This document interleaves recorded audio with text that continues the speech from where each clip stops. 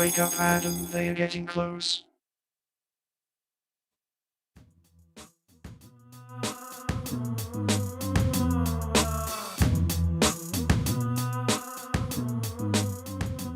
All right, what is going on, guys? It is Adam, aka Marf, and this is Marfoogle News. We might have a pleasant surprise tonight. I will, of course, wait until we have confirmation of that. But we actually just did a video over on Marfoogle News about the Neurostrike capabilities that are now being talked about with China. And, of course, one of the three analysts actually may be reaching out to talk to us today. So we hope we can get him on. If not, maybe something in the future. But first off, again, China is preparing for war. Again, tensions between the West and China show no sign of easing. Interdependence and mistrust continue to mix uneasily. Triggers are many and varied, including human rights, relations with Russia via Ukraine, and of course, microchip manufacturing, and the big one, Taiwan. It says, then there is the rhetoric. U.S. Treasury Secretary Janet Yellen is in Beijing for talks aimed at easing some of these tensions. It's ironic, but not unprecedented, that the exact same time President Xi is telling the troops of the Eastern Theater Command, the one that faces Taiwan, that they need to step up their combat readiness and persist in thinking and handling military issues from a political perspective. Dare to fight, be good at fighting, and resolutely defend our national sovereignty, security, and development interests. This is not the first time Xi has timed an info ops stunt like this to coincide with a diplomatic visit, and neither is he the first Chinese president to do it. Hu Jintao did something similar in 2011, telling his military to, quote, make extended preparations for warfare. It has happened many times since. It says that one can make a case that this constant need to posture this way masks a lack of confidence. Xi's military numbers and rate of build might be eye-watering, but what experience underpins them? Russia's efforts in Ukraine have shown repeatedly that spectacular parades do not equate to hardened fighting competence. Now, I think that's a funny part for them to kind of just throw in there. We don't actually know what's going on. We have media companies around the world essentially telling us different and conflicting stories about who is actually winning over there. We know that there's some sort of level of shadiness going on with pretty much all of the countries involved in this, whether it be by proxy or directly. And we know that there have been people that have been busted for several really, really huge scandals on both sides if they weren't thrown off a roof. So as far as China is preparing for war, it's like this is a message that is going to be pushed out a lot. And I guess that it's the hope that all of it is just rhetoric, that all of it is just to scare us, or it is for some sort of other agenda. Meanwhile, everything in our world is changing very rapidly around us. We have talked about how China has essentially grown to now have the largest navy in the world. They are practicing knocking out our carriers in the deserts. They are practicing in ports with port-busting torpedoes. They're doing a whole lot, not to mention they already have many of the advanced weapons that the Russian, of course, enemies have, and, of course, all of our others, like super EMPs and even fractional orbital bombardment systems that can go around the planet and then knock out our grid. Not to mention, there is talk and debates whether they have been putting back doors and things. We just recently covered that 70% of all of our cranes that bring in pretty much all of the essential cargo into our country are possibly backdoored by the company that made them. So at one point, can they use their proprietary software to shut those off and not allow us to use those cranes? Who knows? But again, there's a lot to talk about here. And now, today, we have some more very, very crazy things to talk about, including Neurostrike. Neurostrike is a possible, it is actually the definition of essentially engaging, a targeted engagement of the brain. We're talking about brain control, brain confusion, brain disruption. We'll talk about all of that in time. And we might have somebody very close to that article here in just a minute. Today is a call-in show, so make sure to stick around. Tonight is going to be wild. It is a later show, so I hope that that doesn't deter any new callers. Again, that number is 224-400-MARF, and that number will be scrolling down below. We'll be right back right after this.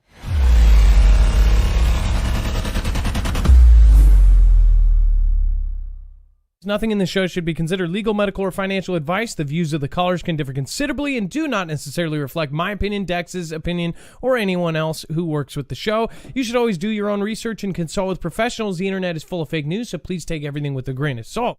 If you have not already, it helps us out if you end up going through any of our affiliates, and it helps you out if you end up protecting yourself against cybercrime. NordVPN is one of the best and one of the easiest to use. If you do not have a virtual private network, it protects your IP address, which is your online identity, which actually connects to your real address and everything else. It also connects to you. If you know anything about how they are data logging and basically getting your profiles down, you can prevent that by having a VPN. Nord is, again, one of the easiest. Download it. It's like an on switch and off switch. All you have to do. Go to marfooglenews.com/VPN. Not only will you get a giant discount on this, but you will also be helping us. I appreciate your support, and I appreciate everyone that goes through any of our affiliates. Can't say thank you enough.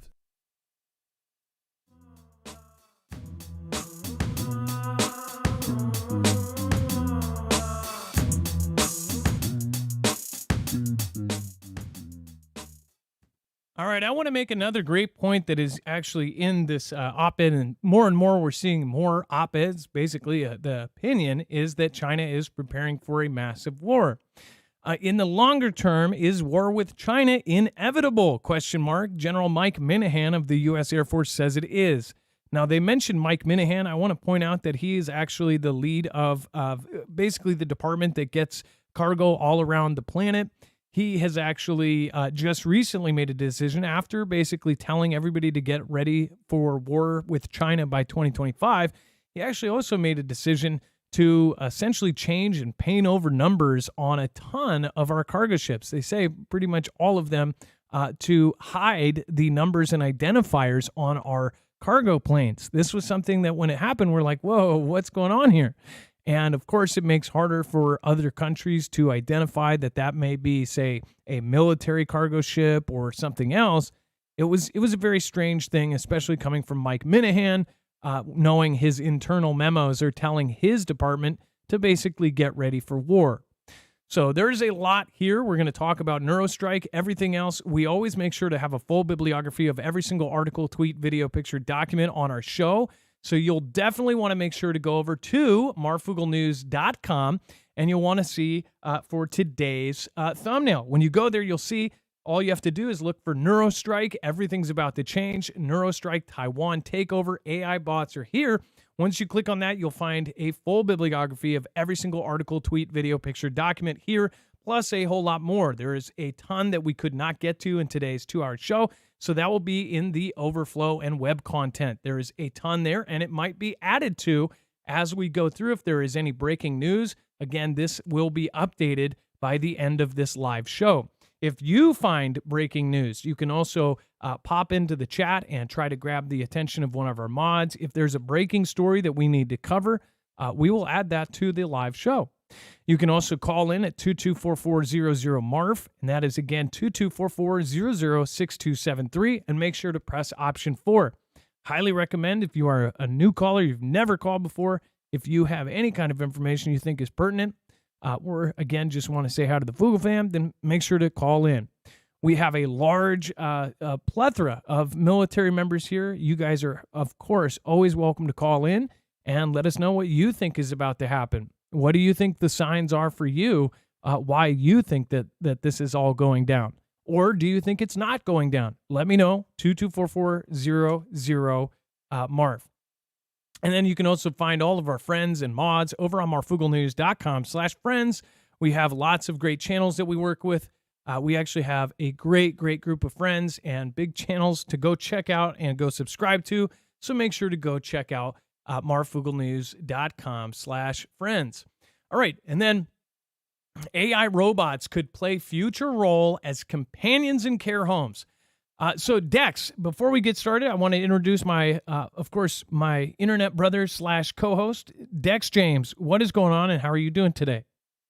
Hello, Adam, and hello, Foogle fam. I'm doing just fine. So, Dex, I assume we're going to open up the phone lines now, but if you do get an update on that, just flash the light at me, and I'll. Oh yeah, we're making progress. Okay, I just need to get on it. All right, perfect.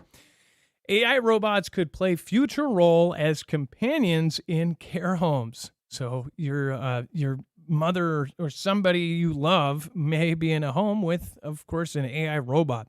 Nadine, a social robot powered by artificial intelligence AI with human-like gestures and expressions, could have an important future role to play in tending to the sick and elderly, according to the professor who helped invent it. Nadia Meganat Thalman, a robot expert from the University of Geneva, who served as the model for Nadine's dark brown eyes and auburn hair, said Nadine and robots like it could prove more effective than human carers. It says Nadine, has time 24 hours a day. The others have no time. She was speaking on the sidelines of a conference organized by the International Telecommunications Union in Geneva to make the case for AI and robots helping to reach global goals such as health. So we're talking about a nurse that essentially is ready 24/7 and that can do tasks that possibly humans may not even want to do. This is, of course, assuming that the technology gets to a point where they can move like a human. They can do the human things. Well, they're already at that point, but right now it's so expensive that if you had an adult or a AI that could move like an adult human, then essentially you're spending probably $1 million or more, right? As far as being able to wash and bathe an elderly or feed them or to do things with dexterity that, of course, humans can just do right off the bat. Global competition for nurses and carers is heating up, especially after CV-19, and some countries are experiencing a staffing crisis in care homes, which some think that humanoid robots could one day ease. So one thing that's really kind of disgusting to me about this is not only would we, first of all, sending your family members to a nursing home is something that is controversial in the first place. We actually have a family member that basically everybody is chipping in so they don't have to do that. And I think that will happen until they are not around. Like everybody is going to switch off. And it's actually stopped things like, going on trips or going pretty much anywhere because they need 24-hour attention, right? As far as this goes, it sounds like a great thing for like that. But people already think that sending your family member to a nursing home is not a great thing. Imagine in the future when they send you to a nursing home and it's all robots. That's pretty disgusting. And I think it would be a very lonely experience. And I think it's just, I think it's a terrifying thought, frankly. But will it happen? I do think so. I mean, technology is only going in one direction with this. And essentially, they believe that robots are going to replace a ton of humans. Which, speaking of which, robots say that they won't steal jobs and rebel against humans. Actually, Dex had a great point on this as far as they brought these, I believe it was 9 different robots, and they asked the AI, artificial intelligence, essentially what they said. And it says robots presented in an AI forum said on Friday that they expected to increase in number and help solve global problems and would not steal humans' jobs or rebel against us. But in the world's first human-robot press conference, they gave mixed responses on whether they should submit to stricter regulation. The 9 humanoid robots gathered at the AI for Good conference in Geneva, where organizers are seeking to make the case for artificial intelligence and the robots it is powering to help resolve some of the world's biggest challenges, such as disease and hunger. Of course, this was the same event where this previous woman said, hey, we could use these for nursing homes. Now, they asked the robots, it says, I will be working alongside humans to provide assistance and support and will not be replacing any existing jobs, said Grace, a medical robot dressed in a blue nurse's uniform. So here's the thing. It says, you sure about that, Grace? Claimed inner creator Ben Gertzel. And it says, yes, I am sure. Well, guess what? It's not going to be the robots that are going to fire you. It's going to be the human bosses that are going to end up firing you. Of course, the robot's not going to make that decision, but the human will say, hey, this is actually, we don't need you anymore. We have the robot. So the robots may not have the thought currently that they'll take your jobs or try to take your existence. But again, the people that are paying the bill or paying your wages most likely will. The thing is once you have one of these robots, you might have a repair cost, but you don't have L&I cases. You don't have health insurance. You don't have union dues. You don't have any of that. You have a robot that you may need to fix or get maintained. And again, who knows? With the future technology and how good these things are now and where they're headed, you may not even have that. You may have another robot that fixes all of your other robots. I mean, this is like straight out of sci-fi, but today's episode is essentially everything is now getting crazier than fiction. So again, call us if you have an opinion about this at 224400-MARF. That's 224400-6273. Dex, go ahead. I was just letting you know when you're ready to cover that story. We have the caller lined up.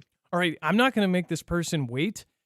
So let me briefly cover this. China's military is leading the world in brain neurostrike weapons. Now, we actually covered this over on Marfoogle News, and there were three essentially analysts that said this. It says that China's People's Liberation Army is developing high-technology weapons designed to disrupt brain functions and influence government leaders or entire populations. Just to repeat that, China's People's Liberation Army is developing high-technology weapons designed to disrupt brain functions and influence government leaders or entire populations, according to the report by three open-source intelligence analysts. Now, this is the crazy part, and we have, again, it was pretty wild. We actually had one of these in our chat say, hey, I am one of those people. So we supposedly have them on the phone. We did some basic vetting. Again, this is very, very, very interesting as far as what is going on here.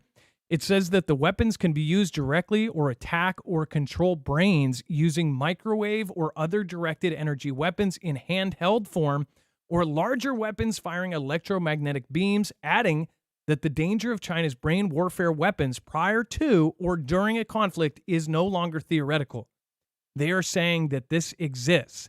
It says, unknown to the many, Chinese Communist Party and its People's Liberation Army, PLA, have established themselves as world leaders in the development of neurostrike weapons, according to the 12-page report enumerating, targeting, and collapsing the Chinese Communist Party Neurostrike program. A copy of the study was obtained by the Washington Times. So this article and the report that was therein, of course, I believe we have somebody from this report on the line. So we'll get to them in 2 seconds. Just want to point out, let's see here. The study was written by Ryan Clark, a senior fellow at the East Asian Institute of National University of Singapore, Zhao Xin Lin, a former Army microbiologist now with Fei Tan College, and L.J. Eds, and I hope I'm saying that right, a former Air Force intelligence officer and current specialist in artificial intelligence for the U.S. intelligence community. The three authors write China's leadership views neurostrike and psychological warfare as a core component of its asymmetric warfare strategy against the United States and its allies in the Indo-Pacific. So they believe it is a main part. So we have L.J. Eds on the phone, and I hope I'm saying that right. Dex, do we have L.J. on the line? And just one, yes, right now, LJ, you are now live. LJ. Hey, it's LJ. Nice to meet you guys. Okay, so are we talking to the same LJ? And how do you say your the last name there? Eads? Yeah, last name's Eads, E-A-D-S. Eads. I apologize. I said that wrong many times. No, So I get it. Yeah, I get it all the time. And then my first name's actually LJ. And I always get, what's your real name? no, totally. I have we have a CJ in our family, and that's their name. So LJ, this is really scary stuff. I don't know how familiar you are with our show, but we have actually covered very similar topics. We've covered the Havana syndrome, how the folks in Cuba, the politicians, were having headaches, things like this, and they didn't know exactly the kind of story behind it. This is terrifying to regular people that are essentially reading that China may have the potential to have some sort of weapon that could not only disrupt our brains, possibly even control them, but then broadly be used to control a population. This is like, is this at all? I mean, this is real. This is not theoretical, right? Right. And so part of our initiative, so I've been, since I was 17, I've been in the Air Force as a signals intelligence officer. And yeah, literally, for 14, 15 years now. And been at NASIC, the National Air and Space Intelligence Center here at Wright-Patterson Air Force Base. And it's been where I've lived and breathed forever. And I've been working in this area since literally 2012. And this is, and I've seen other comments of like, if this is coming out, if people are talking about this, then it's far along, and that's true. To get the Academy of Military Medical Sciences on the entity list, that takes years, and they just made the entity list 2 years ago. That didn't happen overnight. That took 10 years of work. And government moves slow. The Pentagon moves slow. Commerce moves slow. Bureau of Industry and Security and Trade, they all move super slow. So part of our initiative is coming out with some of this, what I call baseline information, to make people aware and try and speed these processes up.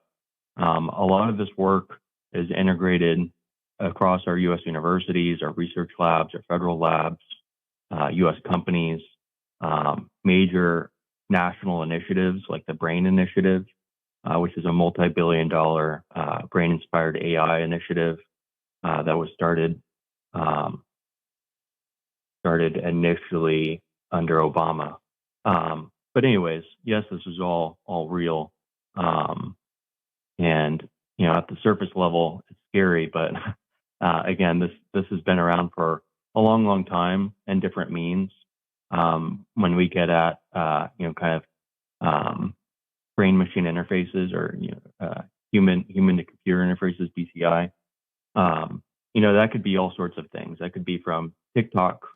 That could be leveraging all sorts of data that we all use every day. Whether you're, a lot of people think that maybe that they don't have all these apps, these social media apps that the Googles and the Baidus aren't collecting all their data, but that's just not true. Everybody has a social footprint on the internet, and that correlated with your genetics data, your health records, your health records that you sign off with your hospital. You don't know, and we're starting to learn more, you don't know who your hospitals are connected with and where that data is being sold to third parties and big pharma, and where big pharma is selling it.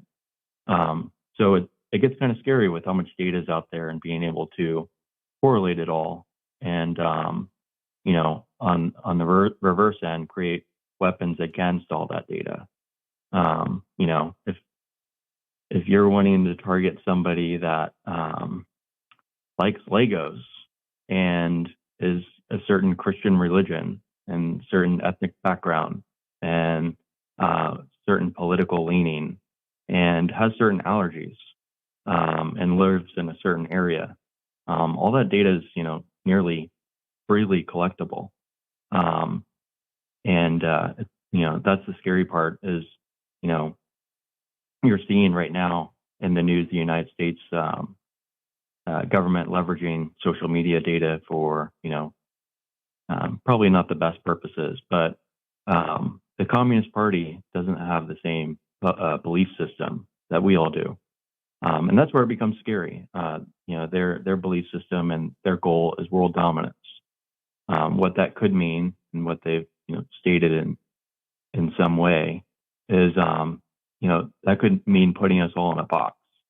That's not trying to get all of us under their religious and political views. It means that we're out of the way. And that's where it becomes scary, and I think we need to move much faster, understanding these environments and getting ahead of it, because obviously they have. Again, I've been working this since 2012, and I've seen very little movement putting the Academy of Military Medical Sciences on the entity list. I recommended that probably 6 years prior, just from the brain machine and brain computer interfaces and cloning and CRISPR work that they were doing back then, and other work, giving I don't know how brutal you can get on this call, but doing tests on children and giving them live HIV viruses of newborns for testing, and things of like that. That So I have are I pretty. have a brutal. brief question for you. So as far as Yep. this technology, the silver lining at the end of that piece from the Washington Times said that this wasn't mass produced yet. What does something like this look like? Is it a physical? I mentioned earlier the balloon that was floating over us, right? Nobody really, as far as all of us regular people, we don't know what that balloon truly was. We could be lied to about what it was. Could something like that be turned into something regarding this new kind of technology? Right. So I've been on the ground end of things for satellite communications and electronic warfare and jamming and countering adversarial satellite networks. But from a ground standpoint, you've probably heard, and your viewers might have heard reference to ASATs, anti-satellite weapons. Those can be kinetic, like missiles, or those could be jammers or command intrusion tactics, like cyber means, to wipe out, communication networks, GPS networks, things like that. But back to the treaties we've had to not put nukes in space. That doesn't mean that you can put AI algorithms and Neurostrike weapons on satellite capabilities, or across the RF spectrum within. I'm not trying to raise conspiracy theories, but in 5G and 6G waveforms, because the antennas are there, the spectrum's there, and there's science behind the cognitive effects and those wavelengths. So that's all known. So what that would look like would be SATCOM-based large amplifiers, getting large swaths of areas, say North America. It could be multiple geosynchronous satellites or LEO satellites, or even proliferated LEOs, or very low Earth orbit, nearly where that balloon was at, a little bit higher. Or this could be leveraging some of our own networks and infrastructure. There's various Chinese reporting on the CCP analyzing our critical infrastructure where it exists, and you've obviously seen the purchases of farmland across, near military bases and classified facilities, nuclear facilities. Across those facilities and across that farmland, what do they have? Cell towers. And that's what you could, in theory, deploy across that infrastructure. So LJ, and this is the so- kind of stuff that, by the way, even just I've been on YouTube for about 6 years. Directed energy, which now we can say, about 3 years ago you couldn't even say that because they had a tinfoil hat on that word, and you could literally get booted off. So I do want to be careful, because you'll go out with a bang and then all of a sudden you're just gone, right? But as far as that now, I covered when they did a press conference with the DoD when they came out and said, not only is directed energy a thing, China and Russia have now weaponized space, and Space Force came into play. All of these things happened in this really short time period. And of course, you're saying something, by the way, which is a huge thing. If they could possibly utilize the systems that are already in place for something like this. Now, as far as why was this 12-page report done? And I guess the other folks that are involved in this study, what is the overall goal? The goal is to probably get the word out about this, and then to let people know that this is a real threat. Is that right? Right. So we've all been working, myself and the two other authors have been working in the classified intelligence community arena for years. And we've published probably hundreds of reports altogether on, some of these same things and classified spaces. And so our goal is to get, I'm not saying to coin Neurostrike, but to get the Pentagon talking about it and doing something about it.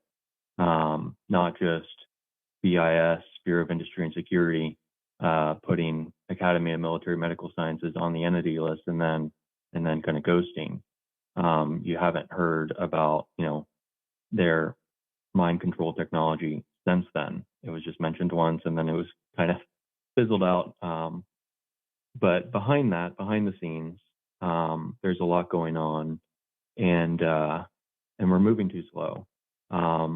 During China's multiple hypersonics tests, we're moving much faster. We put dozens and dozens of ceramics materials manufacturers and obviously chip manufacturers and all these entities on these entity lists and military users involved in the hypersonics programs in China, and as they relate across the globe to other entities, Russia, U.S., Canadian, European, it's all interconnected. But on this front, and mind control and generally brain-computer interfaces and such, we're moving super slow.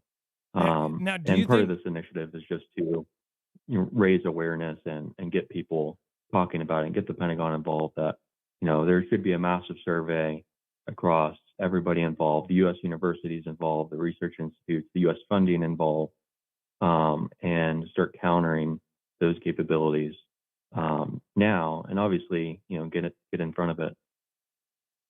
now when you're talking about this, are people basically saying that this is so if somebody from just going about their daily life then say reads a story like this, it sounds so fantastical, it sounds like science fiction, it sounds like something straight out of a movie. Is there, when you're doing this, is this literally mind control? Could they stop somebody in their tracks? Could they have somebody do something? Or is it physical? Like this thing would make you want to sit down or run away, or just instill a general thing? Or what level is this at? Or do we know? Like, can they make somebody say something, or is that way beyond what they're at now? Can they just physically stop you in your tracks if you're marching in the front line towards them, or do you guys know? Right. So, and I can't say too much, but in the neuro arena, there would be a wide range of options. There would be options from kill options to all the way further, kill options all the way furthest right, where there's been the CCP has done studies on cats and mice on how much it takes at a distance to kill cats within 30 minutes with directed energy, and they've accomplished that. The same applies for humans. Same science. Obviously they use the tests on cats to publish, but in theory, those applications were for human weapon systems. But furthest left, would be your Havana syndrome type symptoms, headaches, migraines, and such. But in between all that would be options for hallucinations, different beliefs. I would think, and I'm not. I would have to get Sean Lynn on the call, and he could speak to it more. But I don't think they're really at the option of making you drive somewhere and make some drastic decision, but basic control. But and that's with directed energy. If you start to integrate your social media and the whole information environment, then yeah, you can start to if you control all that, and you control with the strategic support force owned everything, owned all the information, the entire information environment in the Indo-Pacific, then yeah, they could start to control, political leanings or beliefs, or convince people to drive off of a bridge because of, you know, for some reason. And we've seen that across Africa, and just um, psychological operations with warlords and such. Now, I have a question. Elon Musk is coming out with a Neuralink to a regular person who hasn't been studying brain interfaces or anything like that. What do you think the motivation is there? Because everybody that talks about a brain computer interface talks about Elon Musk. He says it's to compete with AI and to basically be a defense against it. Is there anything that is this because he knows things like this are coming, or is that, what do you think about that? And is this kind of a defense against it? What do you think? But no, that's so that whole area is it's expected to be. I think I read something over the next 5, 6 years, 10 years, it's going to be $1 trillion industry. So he's definitely getting ahead of the curve in that domain, owning the intellectual property, how all the system works, the electronics, the chips. He's going to get ahead in owning that part for the U.S. industry, and I think that's a major part of it. But it's definitely, imagine ChatGPT in your head, and that's where that's all going. Where you could use, your brain waves and correlated with your jawbone to make decisions, potentially write research papers, do your homework, all through a brain computer interface. That would be revolutionary. And on the reverse end, obviously there's military applications to that. I've gone through 6, 7, 8 years of training. The Air Force and the DoD I see have spent millions of dollars on me in training. What if you could integrate that into a chip where you shorten that timeline to months or days, or a day? And you could teach somebody, special operations, or understanding signals intelligence, and the different waveforms and tracking code and such. That would be revolutionary. And imagine if the CCP had the same technologies. That would be scary. I think they would use it for the opposite effect. Maybe not for the good, but for the bad. And I think that's where we need to play catch up, because that's where they're going with all this. Now, quick question, LJ. How did you find my show? Was it because, how did you find my show? Was it you've watched it before, or how did that come about? No, I think I was actually just coming home, and I was on, I think it was on Twitter, and there was something that popped up, and I saw the last YouTube videos, kind of wallpaper, and I was like, oh, that's interesting. And I saw a bunch of people in the chat room, and kind of got committed at that point. I work through the night. A lot of times I have a platform called Data Abyss, whole nother topic, and I know you're talking about AI bots later. But I do massive web scraping against the CCP and the PLA, and I have this platform called Data Abyss, dataabyss.ai, where I aggregate that data and process it and do a lot of data fusion on that data. Part of that effort as well is to make people aware and make it publicly accessible, outside the firewalls of China, the Great Firewall, and help people understand that China has a magazine called the Civil Military Fusion magazine, where they're looking at U.S. CEOs to integrate into their civilian military fusion apparatus. And they publicly have that, in magazines that you can buy in Beijing. But most people don't know that, and I'm, trying to make that aware that they're watching us, and they have ill intentions.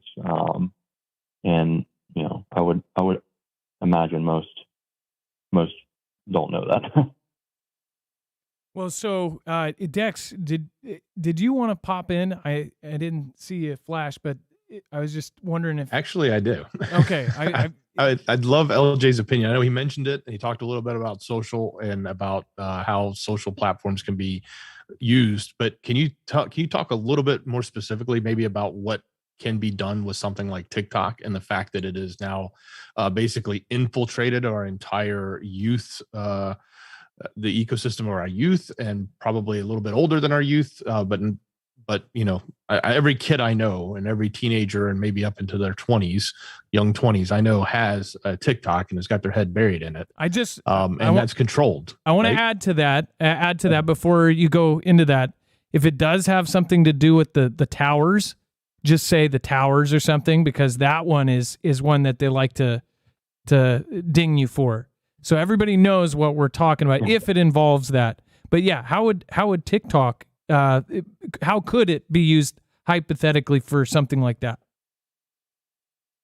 Right. So just like I was just recently looking at Threads, kind of data permissions that everybody's, allowing Meta to accumulate and sell to third parties, which is right in their data agreement. But similar to TikTok, you were really allowing those companies and third parties to have all your personal information, collect, even access your storage on your phone. So, you have files on your phone, PDFs, Word documents, maybe a trust, maybe even personal information, your W-2, things like that on your phone. You're freely allowing these apps to access everything, calendar, health data, date of birth, maybe where you're born,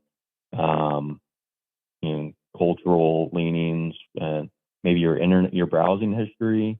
So maybe the weird hobbies you have or your weird interests, all that being correlated. The concern is then once you have all that data, you can start to really, with machine learning and AI, you can really start to bucket these groups of people with various different features, like I call it more like me queries, where you're aggregating, who's like me somewhere else in the world that has, and start bucketing those people, and then you could start targeting them based on whatever your end goal is. But a larger concern I mentioned earlier in the call is you have all that data. TikTok has all that data. They're selling all that data, and who they would be selling it to is not just other third-party apps that are publishing other social media and news and such, but your foreign state-backed big pharma companies. One of them is called BGI, which is on the entity list as well, which is collecting massive amounts. And there's another one called China Gene Bank, is collecting massive amounts of U.S. persons' genetics data, either buying it or through hacking means. And that correlated with all this other data, you could really start to target certain groups of people. That concern could be, certain types of military forces. What if you wanted to target just the intelligence community? Well, if you could characterize what the intelligence community is made up of, you could target them. If they're of a certain age bracket, certain ethnic background, certain color, race, religious beliefs, you can start to target them through various different means, whether it's cyber means, social media means, the whole information environment, or this whole genetic warfare domain where you can create biological weapons to target just a certain type of person. Now, will genetic warfare be a thing in the near future? Like we're talking near future? The technology's there. Whether we're in an arena to use it is another question, but we're there. We're there that it's definitely possible. The data's there. The science is there. But are we in an environment? What's the gain for China right now? I know you're going to talk about Taiwan later. Do they need to go there to invade Taiwan? Probably not. They're probably going to walk through the front door, to be completely honest. Just from owning the military and owning the whole political spectrum by that point, they'll have the keys to the front door, and that's their goal. They don't want to fire a shot, because then that stirs the economy, and the Chinese economy stirs it all up, creates a big mess, and it would roll back a lot of their global initiatives that they're trying to push forward, like the Silk Road Initiative and others, Belt Road Initiative. So yeah. Do you agree with me? Do you agree with me that they are going for number one and they're not going to settle for anything less? Oh yeah, and President Xi's openly talked about that. That's been part of their plan for years. They're going for number one, and the way they're going to get there is technological dominance. Part of that, a big aspect of that is chips. Chips equals technology. And if they can dominate that or control pieces and parts of that, and that's a big issue with TSMC, and why TSMC is trying to get out of, if everybody's familiar with TSMC, they're the fab, the chips fab for the world, and they're in Taiwan. So TSMC is moving a lot of their people and facilities and building new facilities in the United States. But they could, if they owned TSMC, could be owning they could be pretty close to technological dominance, because NVIDIA would, and Intel and others would be kind of out of the water. They would be fish out of water. And they reported that they're ahead in 37 out of 44 key components regarding this kind of advanced tech field, and all of these really strange areas that many of us don't know. You could name 2 or 3 of them and people wouldn't even know what the words mean. And they're ahead in these fields for some reason. In some of those, they actually have a near monopoly on, or that they have essentially locked down. There was a chief software officer that left the Pentagon about a few years ago, and I don't know if you were familiar with this. When he left the Pentagon, he wrote a note basically saying that he didn't want the blood on his hands, and he said that China was ahead in AI and in AI-related tech, and that in this field, that once you're ahead, it's almost impossible to catch up. Would you agree with his statement? Yep, for sure. Nick and I are somewhat close colleagues, and we chat often. Oh, so you know the gentleman. Definitely, for sure. Yes. Well, yeah, that I've actually talked about his story a bunch. Many mainstream just kind of brushed that off when he left. That position was created for him in the Pentagon, and then he left. And that's how I felt, that he was leaving because he didn't want it to reflect poorly on him or probably his career. Judging that if we're behind that much, that's pretty crazy. Well, right, and part of that was he couldn't get, to my knowledge, billets filled, and was kind of being denied funding. So he didn't want to waste his time, and he's still completely, focused on countering China and AI. So that's what he's doing.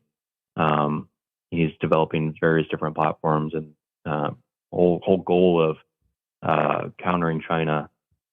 He has a platform called Ask Sage, which is a ChatGPT variant focused on DoD defense data, acquisition data, to speed along, the whole process. That it shouldn't take so long to build an F-35 or an F-22. Part of that is this whole acquisition lifestyle. Actually finding the parts, building the parts, getting everybody on contract. The whole paper trail behind that. That's years and years. So where I think he strives is trying to shorten that timeline for the DoD, so that we could build weapons and field weapons much, much, much faster. Now, And then my goal is, go ahead. trying to help the United States better understand what's out there, from an adversarial standpoint. Now, I have a question that I ask all callers, and since we had you again, if you joined us in late, this is LJ Eads, and this was the gentleman who was one of 3 of the intelligence analysts, actually, that was part of this whole thing, former Air Force intelligence. So you did serve in the Air Force, is that correct? Thank you for your service. Yep. Thanks, appreciate it. Thank you for your service. We any military, we always say thank you again. It's but I guess I'm going to ask you the question I've asked every caller. And do you believe we are headed into a world war? If not, what do you think is going to happen coming up here? And what do you think the timeline would be if not, or if so? I heard you on the previous call, talking about, look how the world's changed since, say, 2020, and it hasn't gotten better, hasn't gotten easier, hasn't gotten nicer. So I don't necessarily, I don't know where my thoughts are, if we're going to be, is there going to be a third world war eventually? Yeah. I'm a believer in that. Is it, are we going to have allies on our side against China? And yeah, we've kind of seen with Ukraine, NATO's kind of silliness and supporting the region. When I say, kind of laughing at Putin's nuclear threats, which I don't believe are laughable threats. So it's hard to say. I think we're, it's not going great, and we're not going down, it's not getting better. So I would say, I think the best thing is for the U.S. population to better understand what's going on, what's China about, what are their belief systems, what's the Communist Party's belief systems, Russia's belief systems, and how are they integrated? How are the Communist Party integrated across the globe, Cuba, Russia, China, and others? Because they definitely are integrated. And what's everybody needs to keep an eye on that. These aren't groups of people that that care about our well-being and our kids' well-being. It's all about them. It's all about their dominance, and just have to be aware of that. LJ, we normally our calls are much shorter, but this was a very special opportunity to be able to ask you some of these questions. We do have kind of a full slated show ahead of us, but I would love to invite you back again. I don't know if that's something that would be possible. If you just found my show, maybe watch a few more episodes and see if this is something that, again, that you would want to watch. I try to correct anything that is blatantly wrong. We always do a bibliography of all of our sources. We try not to just believe everything that mainstream media says. We question everything. And again, people like myself that are doing this, we get hit all the time. It's like people are getting on our case. I guess even just 15, 20 years ago, you could ask questions like this and not, we didn't have this structure. All of this social media, everything is really new. When I was a kid, we didn't have social media. We had social skills and people in front of us. But now it's a different landscape, and the social kind of the people's corner is the social media. So I really appreciate you coming on and talking with us. I'd love to have you back at some point if that's possible. But again, thank you so much for coming on. Yep, I appreciate the time. Yeah, and I'll be happy to come on again. If anybody's curious to follow me. I'm on LinkedIn, pretty much it, largely because it's where I talk about some of my work and platform development, data science, and things like that. All again, kind of counter CCP related. So I'm a prior Intel analyst, but I work on both sides now, what we call white world and black. So I can kind of I can do both. I have one of appreciate it. One of your pages up here, Parallax Advanced Research, and then Innovator Spotlight Series Director of Research Intelligence, LJ Eads. So this is kind of a background, and the Data Abyss. Is that right? Is that what it's called? Yes. Yep. Okay. Well, LJ, this was fascinating. Dex, go ahead. And LJ, I was just going to say, we're going to put some of those links that I've found for you. I found your LinkedIn and all that. We'll put it on our bibliography, which is on our website for the show. For everyone that's looking, they can go find you, find your website, your company, the CCP. I can't remember the name of it. CCPBiothreads.com. All of that. I've got it all together. We'll put it on the website so everybody can find it easily. Appreciate it. LJ. Thank you so much. Hopefully at some point we'll have some sort of extended conversation. And again, thank you for reaching out. That was really a surprise considering we just covered it and then you popped in. So thank you so much. I appreciate you. No problem. Thank you. All right. Thank you so much. And by the way, all opinions are that of the guest. We of course have to say that because, you never know what they'll try to attribute to us, right? But I think that was, we don't know what's really going on at this point. But I think that it's absolutely nuts. We're talking about brain control, and this is something that is supposedly real, and it's being weaponized. This is insanity. Just to go into this again, if you Dex, maybe we can take parts of that call and the previous short that we did over on news, and then scrunch that together and put it as one or something as its own video. That's nuts. It says the threat is not limited to the use of microwave weapons. China's new landscape of Neurostrike development includes using massively distributed human-computer interfaces to control entire populations, as well as a range of weapons designed to cause cognitive damage. Now, they could come out tomorrow and call all of, there could be groups that come out of nowhere and say, oh, this is all, bad information, this and that. I don't know. Again, I'm not verifying this information, but we let you talk to one of the actual analysts that was part of that 12-page report that was reported by the Washington Times. LJ was very well spoken. It sounds like you guys can do all of your own research. That was a very kind of, I just think this is insane. We've talked about it, but it's always been theoretical. We've talked about the Havana syndrome. We talked about the golden bullet thing that could control people, put fear into them. We talked about all this. And then, of course, he said, do you guys know about TSMC? I mean, heck, we cover it on almost every other day as far as TSMC is going to be a huge part of this world.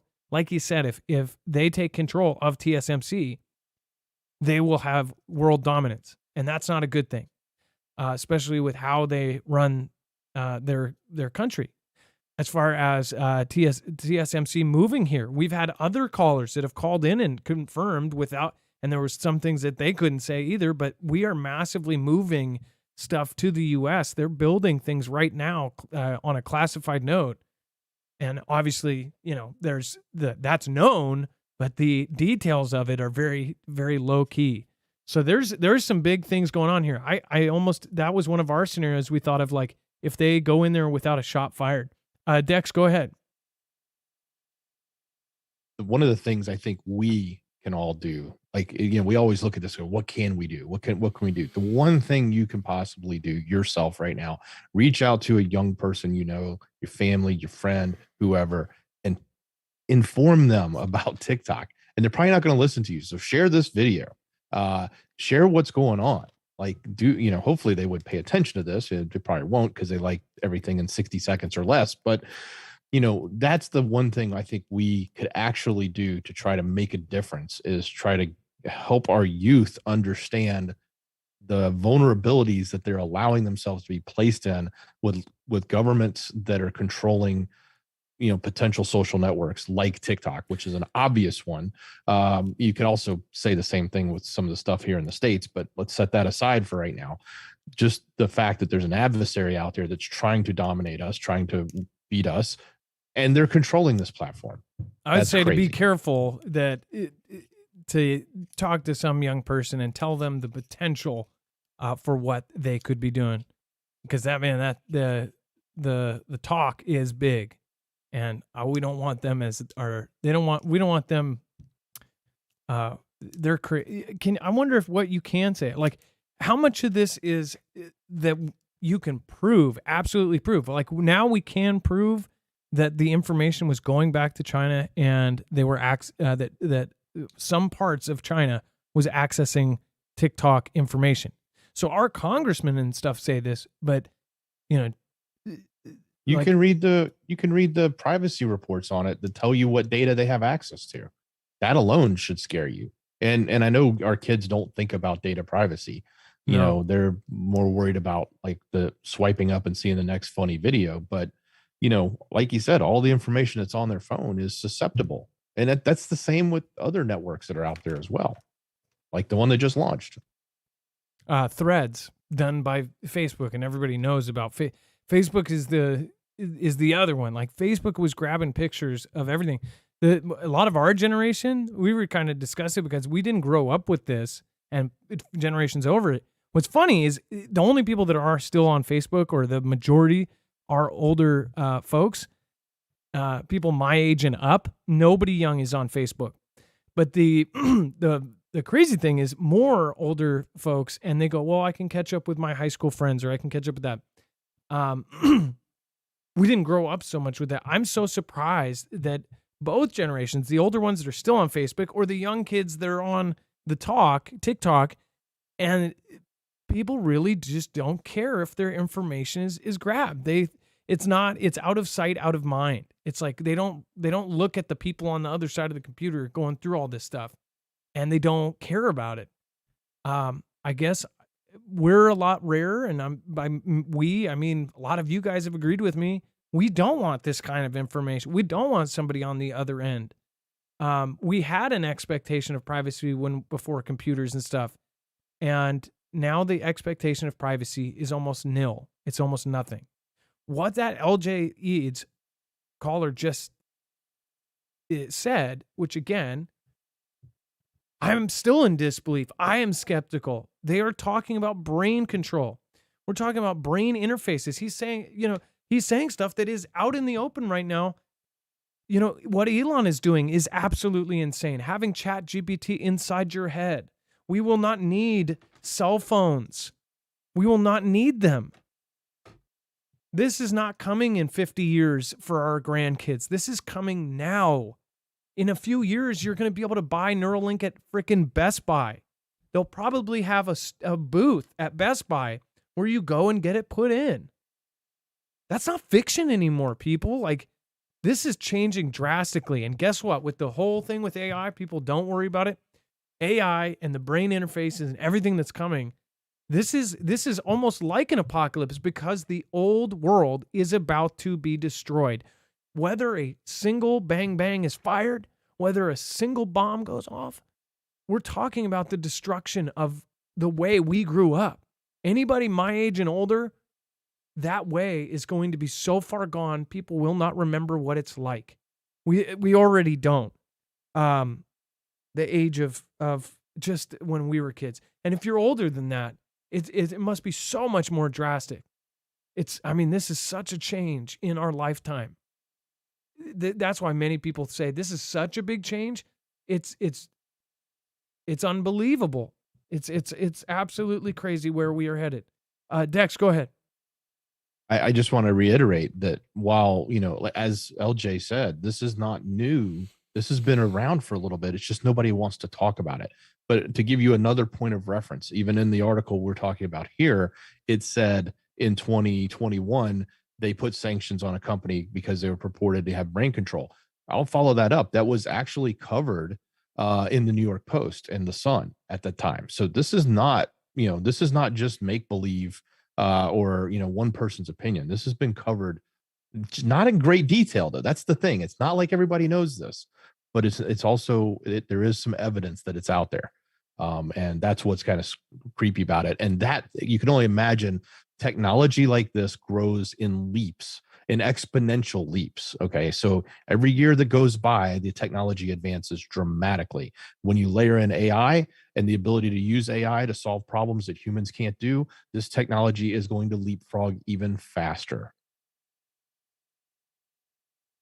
So again, people need to please share this out with friends or family members. Again, appreciate everybody that is just as flabbergasted as I am. Let's see here. Thank you so much. Let's go to the chat here. And I saw a lot of people just absolutely blown away by this. Absolutely blown away. Just Jim, thank you for the diamond. I'll get you, my pretty, and your little dog too, Beer Juice. Scooby-Doo right? We don't take back rusted cat. Scooby-Doo right? Beer Juice and One on B.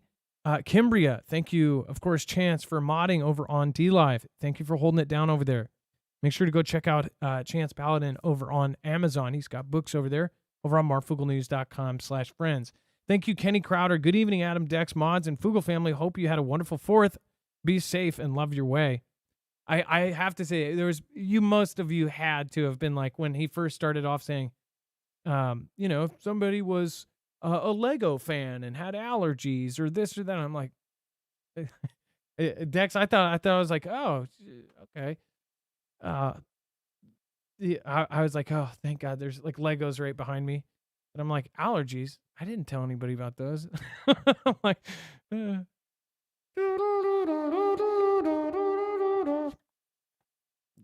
you know what I mean. All right. Okay. And then maybe I did. Maybe I was hoping. I'm sitting there thinking like, I hope I said something like that. Let's see here. Awkward. All right. Man, that's just mind blowing. Absolute, literally, no pun intended. All right. So let's see here. I also want to say thank you to Red Duvall. Thank you so much. I appreciate that. Craig Lawnsinger, I appreciate your support. Thank you for the super chat. Ray the Way, wherever you are, thank you so much. Hopkinson, hey, it's been a minute. Hey, nice to see you, Hopkinson. And then Mystery School says game over. Tennessee Mountain Girl, thank you for the super sticker. And then B-Real B says, LJ, thanks for the call. Appreciate your time. Again, that went longer than a normal call because obviously that's a crazy opportunity. When we read an article and then somebody who is actually featured and part of the report ends up finding us, we believe because we used Neurostrike in the title, I'm assuming since all the news came out today in this article, it popped out. But he said previous call, so I was like, oh, maybe he's seen the show before. I do have kind of a whole separate following over on Twitter from a couple tweets that I had that a lot of people found me, and I don't even think half of those people know about the channel. B-Real B says, again, thank you. Thanks to LJ and Red Duvall and AJ. Thank you, and thank you. And a couple new members. Thank you guys, everybody that has popped in. Caro, Fort William, Texas. Joe that thank you. Bobby Sue Fry, Rethink Inc., Curb Creeper, and Dave, Billy Jack's Wild America. Thank you guys. Appreciate you. Ron Duke, George Doherty, and Caro, thank you. And then, of course, Nummy, and Sonia Grasky, Thoth, Happy Times, and Baby Barbie Burns Fat. Thank you, Starshine, Sharon Keeler, and, of course, Kenneth Keterson. Thank you. And then I saw Survival Living. Thank you for gifting out a badge as well. Thank you. Before we move on, I do want to remind you, make sure to go over and check out Energy. They still have that sale going on. So you definitely want to go check out the X2. That is a fully functional and one of the best made solar generators out there. And it's right now on top of our discount, it's 15% off on all of the remaining X2s in stock. Once they get the lithium, again, the lithium is in high demand and low supply. They make batches of these. That's why a lot of folks waited a very long time. These are shipping immediately because they have them on hand. Some folks waited 5-6 months for their first, when the Flex 1500 first came out, and the Tactical is still on pre-order. So if you do want a solar generator that's very incredibly capable, that is by the same company that's now outfitting, again, they just got an Army contract with their Flex Tactical. They just got the SBR Phase 2 contract. Then make sure to go check out Energy. This is a solar generator. It's silent, which means nobody from 3 blocks away is going to hear you when you have it going. It's also runnable inside, so you can have it in your home. And it can get unlimited power as long as you've got some solar panels. Solar panels are super easy. You literally take one plug it into it, and then you can chain them if you want. And of course, you'll be getting power from the sun. And then you can store it. You may not have a power outage right now. On a good sunny day, you get the power, you store it. When your power goes out, you can have a UPS or uninterrupted power supply like this kick right on when the power goes off. So really, really cool system.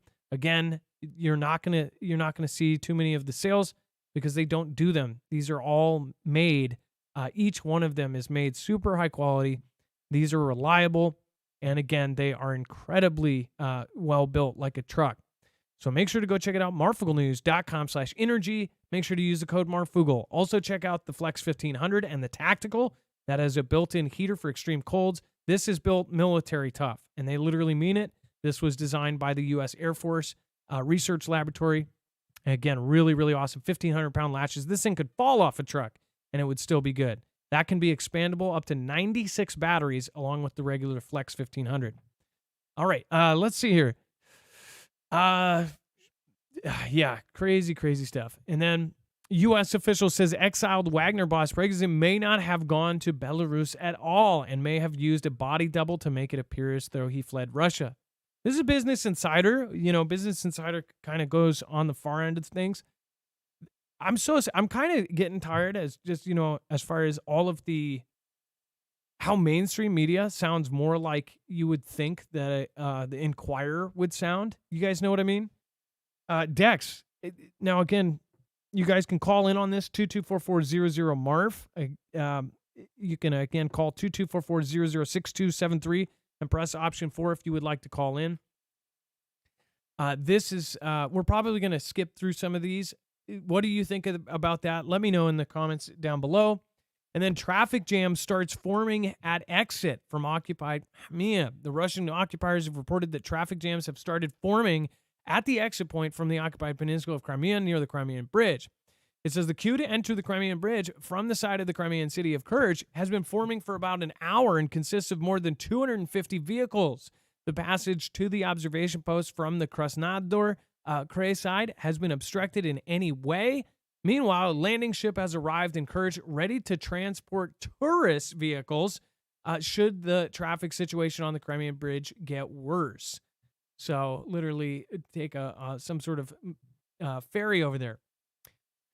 And then, so something is brewing. And then UKR's attacks on Russian commanders have the U.S. Army worried about its own fat and ponderous command post. This is, again, another Business Insider says that UKR's success in destroying Russian command posts has raised a troubling question for the U.S. military. If UKR can do this to Russian headquarters, can other militaries, especially China's, do it to American HQs? Command posts are battlefield nodes for commanders, intelligence and communication specialists, and other troops who oversee military operations. They are usually packed with electronic equipment and are hubs for vehicle traffic, giving them a distinct electronic and physical footprint. In recent wars facing diminished threats from the air long-range weapons, U.S. Army command posts have gotten larger with more people and more emissions and can easily be spotted and struck by the sensors and precision weapons now crowding the battlefield. Quote, our command posts have mutated away from the lean, mean killing machines we need and are instead fat and ponderous. 3 American officers said in an essay to a military review, the Army's professional journal. It says the UKR war illustrates that the most vulnerable part of an army is its brain. Disrupt its command and control, and even the strongest unit becomes helpless.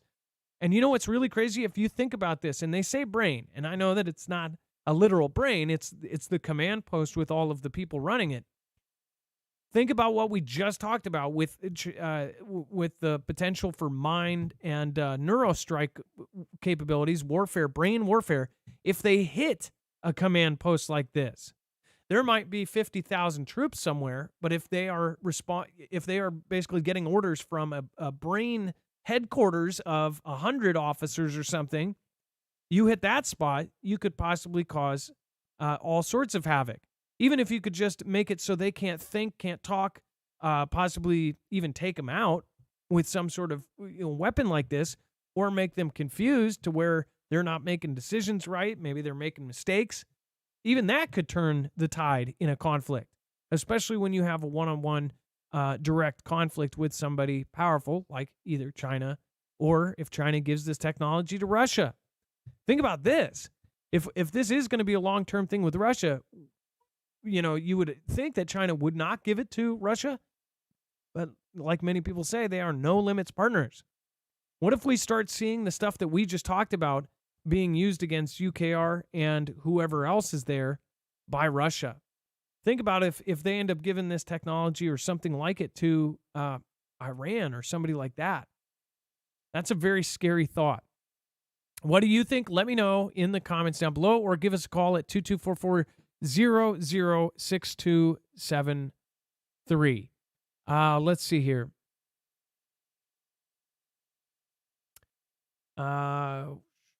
Okay, it looks like we have Blake. Well, we're going to keep these calls tight, and we're going to also fly through some of this news. Let's get Blake on. Will you get Blake on? I just want to remind you guys, make sure to also go check out the EMP Shield. It can protect your cars, your vehicles, your trucks, your ATVs from EMP. Not only that, it can protect you against coronal mass ejections. This is the same company that's outfitted agencies like DHS, DOD, and they are officially on the DEMSO team helping protect the Texas grid. They were also mentioned in the Department of Homeland Security's EMP Resilience Report. Again, that report talks about how, of course, we are at a huge risk for either an EMP or a CME in the near future. Again, make sure to go over to marfooglenews.com/EMP and make sure to use the code MARF. If you want your vehicle to go, of course, you can put one of these in less than 10 minutes, and it will. You can also get a home version, generator versions, solar generator versions, even RV, boats, and even ham radios. marfooglenews.com/EMP. You'll get $50 off plus 10% off during their Freedom Sale, which is going on since July 4th and actually continued on for Memorial Day. So get that while there is the giant discount that stacks on top of ours. All right, Dex, let's get Blake on the line. Blake, you are live. Hi. Hey, Adam. How's it going? Hey, what's going on, Blake? So you wanted to talk about Okay. Neurostrike. Go ahead. Yes, I want to talk about the Neurostrike, and I just want to give a quick visualization to maybe some people who have seen the show called Siren, and it's on episode 3, season 3, episode 10, and in that episode there was a siren or a mermaid who was captured by the Russians, and they took her voice and they was using it to weaponize. They was using it to weaponize. If you know about sirens and what their voices are able to do to the to your brain. So what she did was she was able to break back into the facility that captured her and steal her song from the Russian military, and she was using it to attack through phone calls and it was a broadcast where she broadcasted to all these in the state that she was in, all up and down the coast and everything. And when everybody answered the phone, it attacked their brains. Dude, I can't even say the word. Blake, but it attacked them. And so when you were mentioning about the Neurostrike, I was like, see, this is the visuals that I was getting from that episode. That's the visual that I was getting, is how they use the cell phone to attack everybody, and everybody was going into some kind of like seizure, or some kind of like their nose was bleeding, like it was overwhelmed. Even the police officers, the ambulances, all the paramedics, they all were answering their phone, and they all were being attacked, and there's nothing that anybody could do about it. So, Blake, there was actually another movie, and I bet there's probably been a few. What's so crazy is that a lot of the fictional movies out there are now, we're hearing about this in real life. There was a movie that I'm trying to remember the name, and chat can help me out on this. There was a movie where they all got a call, and anybody who answered their phone got this certain tone that essentially started making them angry and aggressive. And I believe it started in like an airport. I don't know if it was a movie with like the Shaun of the Dead guy, but it was something like that. And actually, I think I've seen a few of these. Maybe it was Black Mirror. But this is something I should have asked LJ. Is something like that possible, where you play a tone through audio, and could that do something like that? Or would it actually have to be microwave or some sort of other tech? But that's I never heard of Siren. Now I got to watch this show too. And it's about mermaids, so I got to tell my sister about it. It is. It's very interesting. And like I said, that was one of the things that I like. As soon as you were talking about how would they be able to attack everybody, or make it so easy to attack everybody, I was like, well, everybody's going to answer their cell phone, and that's what happened in that episode. So that's all I wanted to say. I know there's a lot of people in the queue, and so I just wanted to get that part off. So as far as Siren, again, I haven't seen it yet, but where did you say that was on? Is that on Amazon Prime or something, or is that on?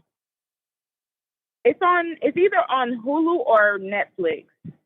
Okay, it's either on one of those things, but I'm pretty sure like there's people in that your subscribers. I'm pretty sure somebody has seen that episode or seen the whole thing, because it's very addicting. Yeah. Cell with John Cusack. Go watch Cell with John Cusack.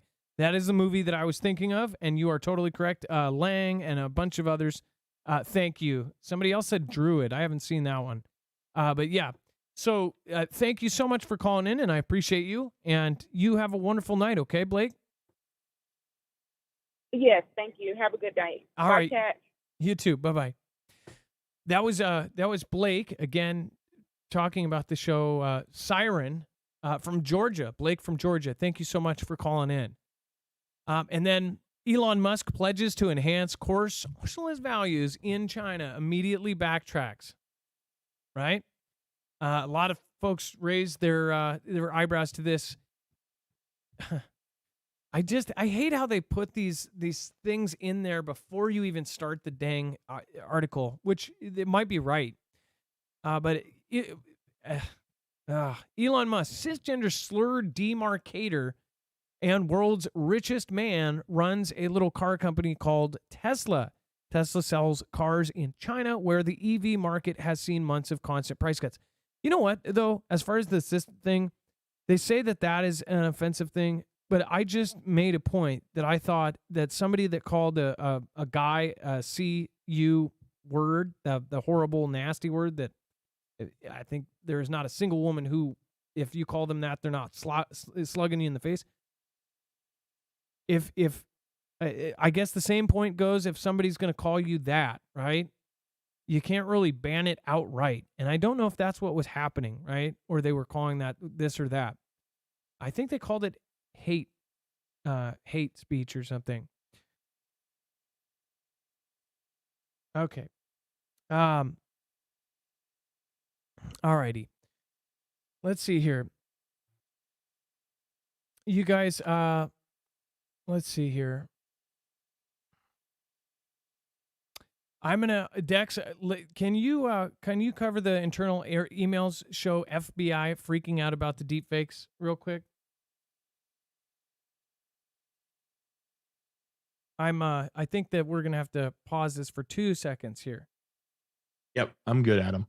So here's an interesting report that's coming out, and it's saying that the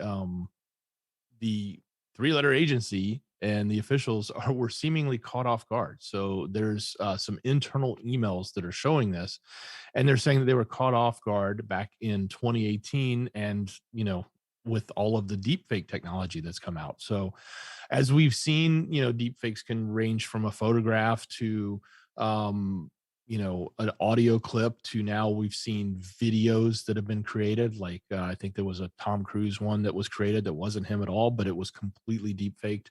It you know in quick glance, you probably think it was him, but if you look really close, it probably wasn't. But all of this stuff is happening, and it's actually happening in a much bigger way now, that to the point that a lot of people are they're being targeted with them. Some people are even being targeted with what you would call like a ransomware, but not the traditional cyber version of it. But they'll create a deep fake about them and then turn around and say, if you don't pay this up or you don't do that, then we're going to release this video of you, but it's not a real video.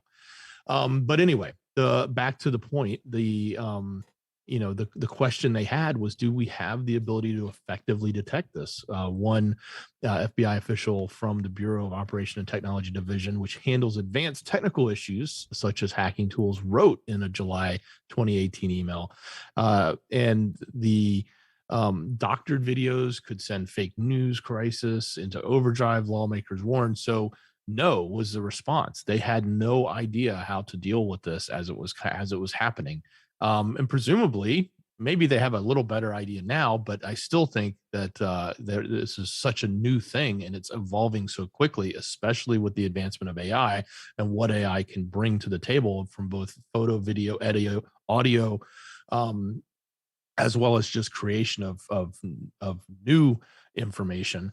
We're in a new realm, and this is something that has really been difficult for our own agencies, who have to analyze this stuff and look at it, and they're not just analyzing it for what we would think on social media, looking for who's talking about what and going after the bad guys, as they label some people in our society, but even dealing with just standard crimes and having to know, is this piece of evidence real or not?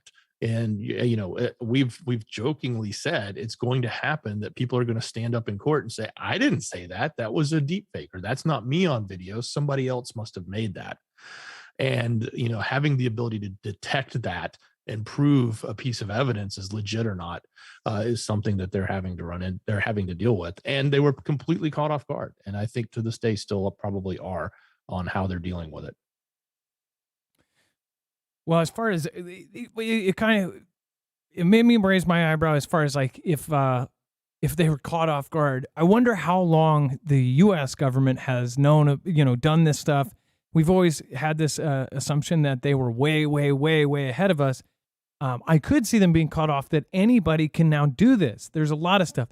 It's crazy that it was actually started through basically putting people's faces on nasty videos of, the PORN, right? And now it's a completely different subject. Drones to patrol New York beaches after spat of shark sightings. We actually covered the other day that there were over 50 events with sharks. And of course, now off of the coast of New York, there's even more events. Drones are sweeping over the ocean off the coast of New York's Long Island to patrol the waters for any danger following a recent spat of human encounters with sharks. Over 2 days this week, 5 people have reported being bitten by sharks at some of New York's most popular beaches, leading to heightened surveillance of the area's waters.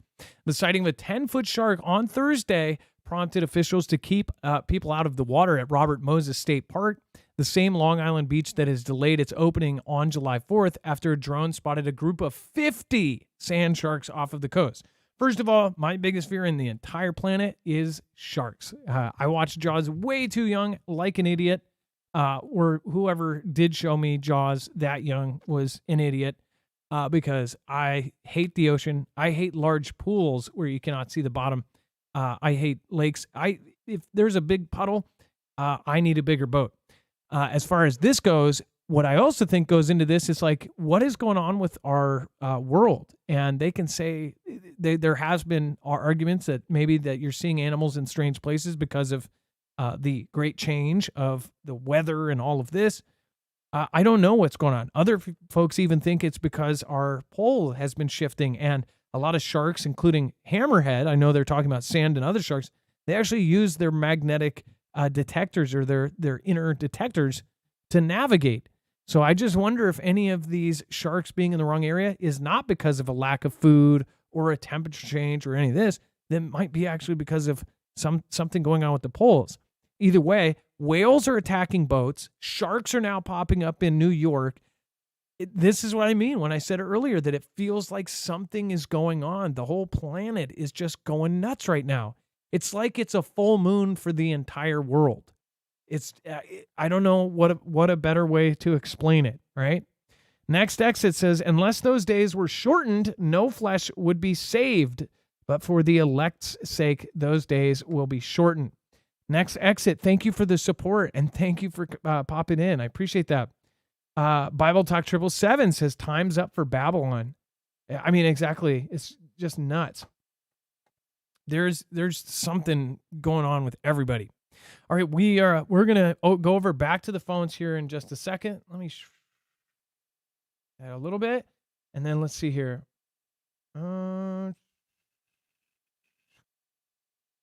We've got Fries on the phone. Fries, let's get you in the system here and get you on the phone. While we do that, I want to remind you guys, if you don't have backup food, again, most people don't have any more than 3 days in their fridge. That is really, really not smart, especially in any day and age. It doesn't matter where you live. You could have a natural disaster or anything that is regional going on, let alone an SHTF situation. Most people don't have enough food to get by for even a week. So if you do want to get that changed, go over to marfooglenews.com/prep. You can get, of course, a 1 month supply right now for $80 off. That is a huge deal because if you end up getting 3 months, like the last month's deal, which was $200 off on a 3 month supply, you will actually get $240 off. So if you were kind of questioning doing that deal, I would highly recommend you go for this one because this is even better. Not to mention the kind of bar that you need to get in there to get a really good savings is now lower. So if you want to get a month at $80 off, you can at marfooglenews.com/prep. And that is freeze-dried food that will last 25 plus years. Again, that's marfooglenews.com/prep. All right, let's get Fries on the phone, or Freeze. And I'm sorry, Dex even put a note saying it sounds like Freeze. Freeze, you are live on Marfoogle News. Hello, how are you doing tonight? I'm doing good. So you wanted to talk about Neurostrike and taking FEMA courses. Yes. When I first joined the military, that was back during Vietnam, I can believe what this guy's saying because our computers were so big, and now we've gone so far, it makes sense that we can start doing more things and affecting the brain and stuff. And also, as a nurse, I know that we were telling our patients not to carry their cell phones close to them, not to do certain things because the electromagnetic waves from them could cause cancer. So, again, a lot of this stuff, I'm not smart enough to come up with it myself, but it does make sense. And at least when he came on tonight, I know that I'm not going totally crazy, which I was really happy with. And I'm also want to say I'm part of the Community Emergency Response Team, and they've been increasing the number of FEMA courses that I'm taking in order to help mitigate certain things. And so I just know something's coming down. Not sure what it is, but I'm going to be ready for it, hopefully. Well, as far as like, you know, what they are covering and what they're talking about here, it's just so spectacular. It's so everything is. Look at how mainstream, and we say mainstream, and automatically that demarcates it as something like that's not real or that they're lying, right? I wouldn't even call it mainstream. Yeah. The world is talking about aliens. The world is talking about brain and mind control. The world is talking about integrating with computers like cyborgs. We are talking about evolution of human beings in our lifetime. I mean, they're talking about essentially making babies in a lab. They're talking about doing all sorts of crazy tests. And just look at what is happening right now. Did you think that you would live through any of this? No, I didn't. But then I think about my one great aunt who lived to be 104, and she lived from horse and buggy to the man walking on the moon, because she was born in the 1800s. And it's like, we have just come so far. And then I look at things like Star Wars and Star Trek. Look what all they have predicted. And a lot of that stuff has come through. Our cell phones was their transporter. And stuff. I can hardly wait till we get to the medical part, because I'm a retired nurse where we can just take a transporter and go up and down you and figure out what's wrong with you without doing a lot of other things. But I think a lot of this has been predicted, and we just never thought that it would actually come to pass. And now that it is. Basically, it's almost like anything that we can imagine in our brains and write out on paper or, make into a movie. It's like everything that we have imagined. If our human brains can imagine it, then it's probably done. It's going to be done. That's a really crazy thought. There's certain things like the speed of light, but they're now even saying that they might have found a formula to do that as well. So is there anything that humans can't do? We're talking time travel. They're saying technically could be something that could happen now. They're actually testing some sort of thing where they could send a data packet through time. This is bonkers. It almost makes you think we did cross over into some other kind of dimension. Look at everything that's happening in the 2000s. We're in a future movie. We're in the Twilight Zone. Yes, we are. Is there one? And by the way, thank you for your service. And again, that's thank you for serving your country, and I appreciate you. Is there anything else you would like to say before you go? No, I just say of all the times I've watched you, this is the first time I've gotten through, so I'm really excited. Well, let me ask you this: do you think that we're headed, as somebody who served, and it may be a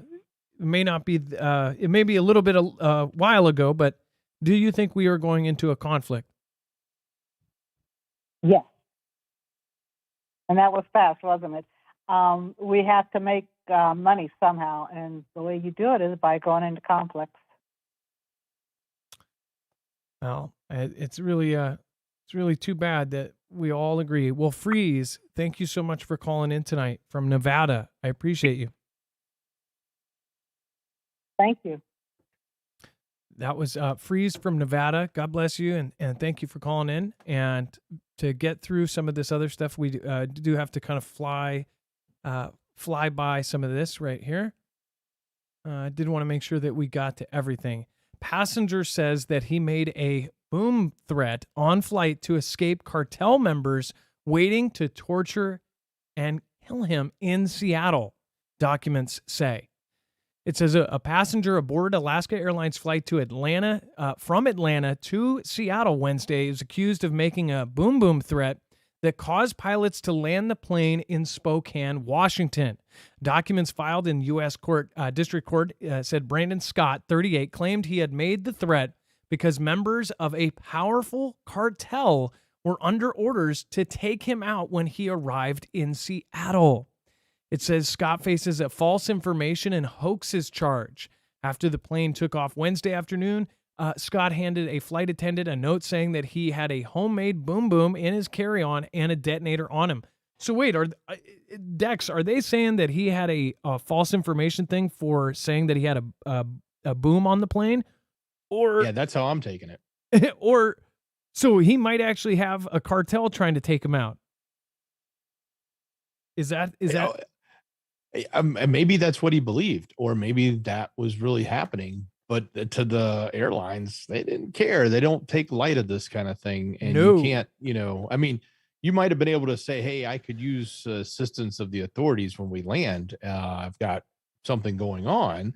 And that would probably be an appropriate approach to it. And maybe they could call ahead, let the airport know, and maybe have an officer or somebody there that could greet you at the door and see what your issue is. That would probably be the right. But to go to the extent of handing a note and saying that I have this and this and that, and if you don't do this, yeah, that's not a good thing. Man, the people in the sky right now, these stories are just getting extreme. And it's so weird. This is what I mean. That other lady saying that the guy was a reptilian, that he wasn't real.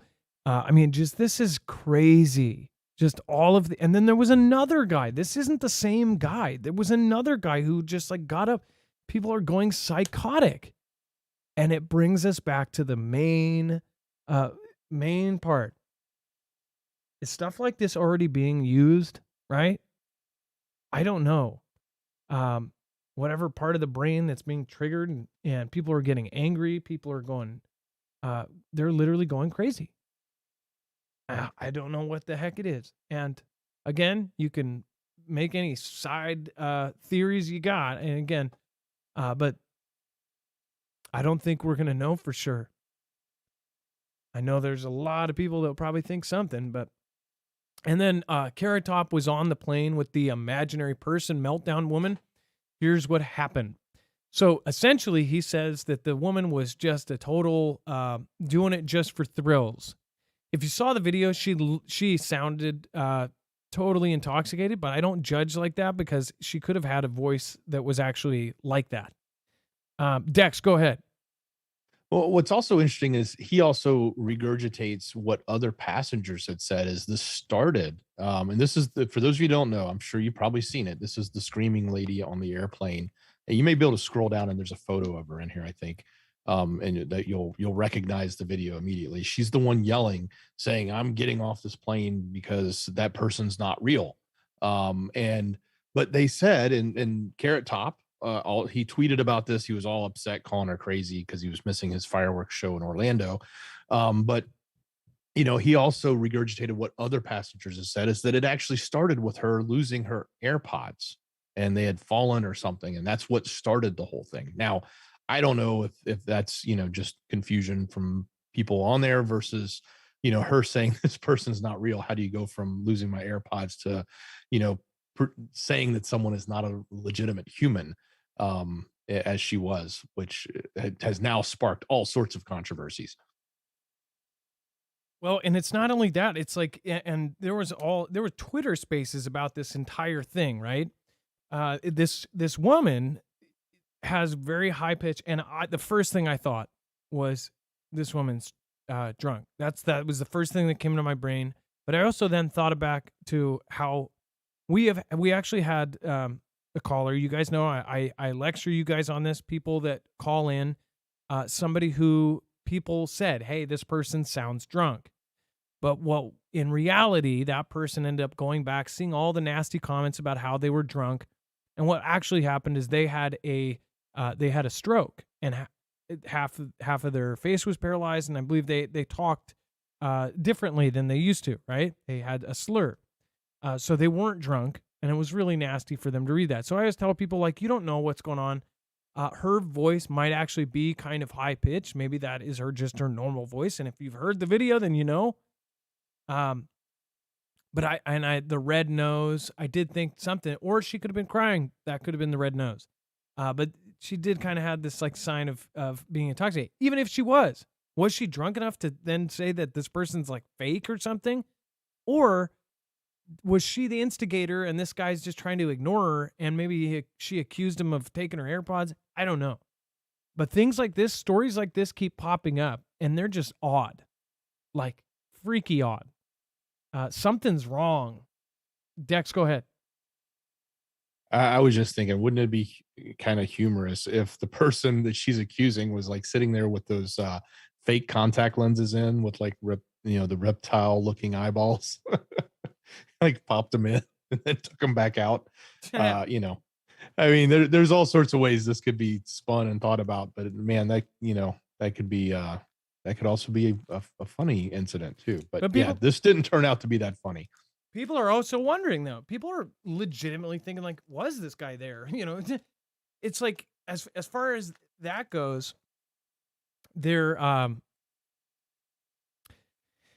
it just it makes you think like this person doesn't look like somebody who is screaming on the street corner saying that the lizards are here or something. This is why people are really questioning it. What do you think is happening right now? What do you think is just going on? Is just everybody to a boiling point? We've got multiple countries that there's protests going up and down the street. We've got whole collapses coming. Is it just people are just so burnt out that they're going nuts? I don't know. Rob Trump, thank you for subscribing. Again, thank you everybody that just popped in. Thank you for a couple new members there. Thank you so much. Thank you, George. And then thank you, Sari, Smokey Joe, Hunter's dad, Curb Creeper, and of course, Tyler Jones and Pam R. Isela Romero, thank you yesterday. I appreciate that. And then, of course, Hopkinson, thank you. Mystery School, thank you. And again, Be Real Beast, thank you. Dex, just absolutely crazy times we are living in. This just in, the screaming lady is in chat and wants to call in. No. I'm kidding. You're not even real. You're not real. You guys can all die. Okay. All right. Dex, let's go over the web only. We got lots of crazy stuff down here too. Oh, yeah, we do. So guys, head over to marfooglenews.com, click on the thumbnail for the show, or open up that show notes link down below in the description. First and foremost, you'll see everything we were talking about. So if you're looking for that link to the article, especially about Neurostrike, it's there. If you're looking for the caller information, it's on this page, including LJ Eads and all the links to his information. So you can see more about him as well as the notes on the other callers, all there. In between is this section, a little yellow bar. It says overflow. That's the rest of the story. Everything else is going on. So we do have some additional updates. There's some updates on the whole Crimean bridge congestion. That's there. There's a little bit of an update on the power plant, the nuclear power plant. Some are saying because the units are cooled down that there's almost no risk, and others have also said that the amount of cement and metal that's used in that plant was designed to withstand an airplane or a missile. So we'll see. They keep talking about it. It's always in the news. There's also some other things going on with UKR. So we've got the updates around that, who's providing what ports are being used for the grain deal, et cetera. All of that is there, including some stuff with the ruble and how the finances and the economics of Russia are working right now. By the way, Erdogan, I said that wrong. Erdogan just met with Zelensky and apparently maybe meeting with Putin, which will be really interesting to see if that happens, given that he's a NATO member. All right. Lots of other things going on in the political spectrum. That stuff is all there. The T-Man things, the stuff going on with the White House and the mysterious white powder that showed up. You know what I'm talking about. I'm sure you all heard about it. They even invoked the Hatch Act to dodge the questions around it. Yeah. That's all there if you're looking for it. We have that and much more, including, protesters and robo-taxis and all sorts of crazy stuff. It's the rest of the story. It's all on our website. If you go to marfooglenews.com, click on the thumbnail for today's show, or open up that show notes link down below in the description, it'll take you right here. I'd also say if you've never watched our show, just know that every show is a little bit different. You never really know what you're going to get with this show. Some might not like that, but it's true. And again, it is a live show, so you never really kind of know what's going to happen. And a lot of folks actually appreciate that. It makes it different. Thank you guys for being here. And if you are new, make sure to hit that subscribe button. We put a lot of work into each show, and we're, again, most times 5 days a week on top of our normal jobs. And again, it'd be appreciated if you hit that subscribe. But if not, try to share us if you can. And also go over to marfooglenews.com and find our wonderful mods. Let's hear it in the chat for our mods. Drop an M in the chat for all of our wonderful peeps. All right, and then Baron Saturday. It's like a door show. Love it, Adam. Let's see here. Knew you see me, now you don't. Now you see me, now you don't. That's awesome. YFG, thank you for dropping an M in the chat. Greg Sparks, totally awesome. Thank you.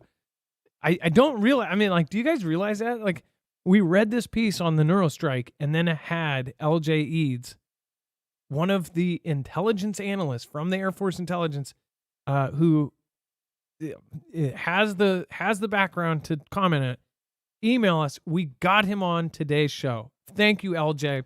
A special thank you to LJ. Thank you to Blake. And then thank you again to Freeze for calling in tonight. All of our callers' information, including LJ stuff, is down at the bottom. Thank you, guys. Thank you, Dex. Appreciate you. Much love. Great job, brother. All right, you guys, be safe, be prepared, and Marf out. It is now time for Shoutro. It's not an outro. It's not a shout-out. It's a Shoutro.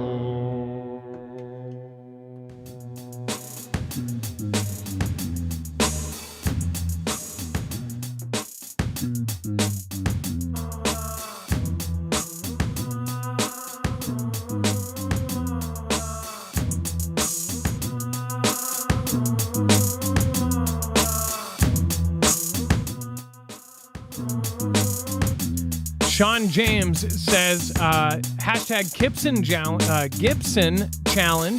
hashtag Sound of Freedom. I couldn't believe that the other day where they covered it and they said the article was Indiana Jones beat in the box office by Christian film from small company of LDS from Utah. Instead of just saying it, they had to like throw in everything they could to insult it without even saying the name. They didn't want to advertise.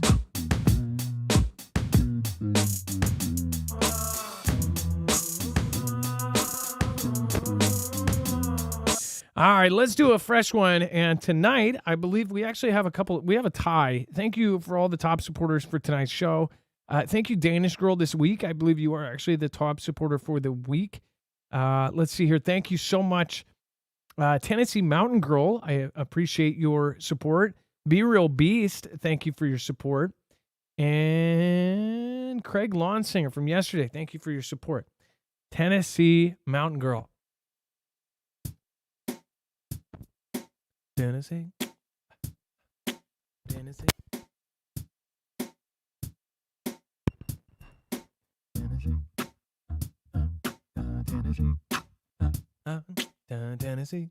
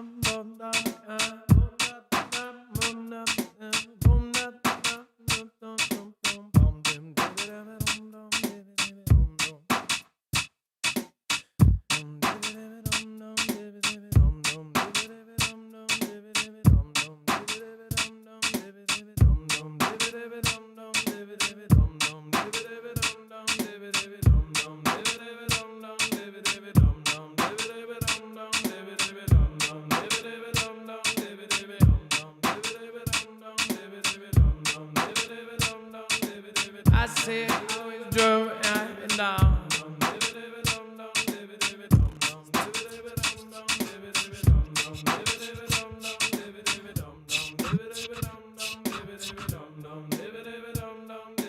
With some, I see the boom dum day, I see the boom boom bay, boom boom. Stop.